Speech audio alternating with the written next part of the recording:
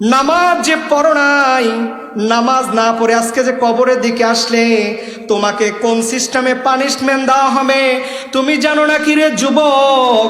একটা বার শোনো, আল্লাহ সূরা নিসার 4 নম্বর সূরার 56 নম্বর আয়াতে বলছেন কেমন করে সেই দিন জাহান্নামী বান্দাগুলোকে শাস্তি দেওয়া হবে। আল্লাহ পাক বলছেন কুল্লামা নাদিজাত জুলুদুহুম বাদদালনাহুম জুলুদান গায়রাহা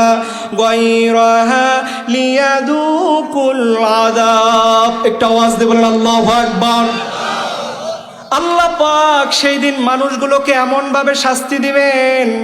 ভাইরা আমার, আপনারা যারা বরিশাল গিয়েছেন, বড় নদী বন্দরে গিয়েছেন, আপনারা সেখানে মুরগি ফ্রাই করতে দেখেছেন কি দেখেননি? মুরগিটা ফ্রাই করা হয় গ্যাসের উত্তপ্ত আগুনের মধ্যে। দেখবেন মুরগির উপরের অংশগুলো লাল হয়ে একবারে লাল হয়ে যায়, কিন্তু ভিতরের মাংসটা পুড়ে না। ঠিক কিনা বলেন? ঠিক তদ্রুপ আল্লাহ পাক বলবে যারা বেনামাজি, নামাজ না পড়ে আজকে জাহান্নামের দিকে আসছো, এই জাহান্নামের ভিতরে ওই মুরগির মতো উপরটা তোমার লাল করে পুড়ে ফেলা হবে, কিন্তু ভিতরটা তোমার সাদা মাংসগুলো পড়ে থাকবে।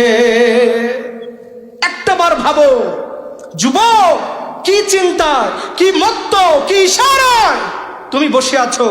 তোমার কি এমন চিন্তা ভাবনা, কি এমন বিষয় হয়ে দাঁড়িয়েছে? তুমি একটাবার চিন্তা ভাবনা করো। আপনি এই যে নামাজ পড়েন না, এই যে আলোচনা সংক্ষিপ্ত সময় যা শুনলেন, ভয় লাগে ভাই? ভাইয়েরা আমার, আপনাকে মনোযোগ দিয়ে শুনতে হবে।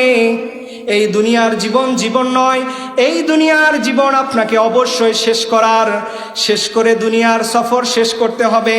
আপনারা জানেন কিছুদিন আগে আমার নানি জান চলে গিয়েছে, এর আগে আপনাদের সবার প্রিয় আমার নানা জান তিনিও চলে গেছেন। এইভাবে করে অনেক মানুষ চলে যাবে, আজ না হয় কাল আপনারাও আমরাও যাব, কিন্তু আপনার আমার জীবনের একটা মাত্র সঙ্গী থাকবে, সেইটা হলো নামাজ। এই নামাজ না পড়ে যেই যুবক কবরের মধ্যে যাবে, তাকে জাহান্নামের আগুন দিয়ে একবারে ম্যাসাকার করে দেওয়া হবে। ঠিক কিনা বলেন? আলোচনা কি চলবে না শেষ করে দিব?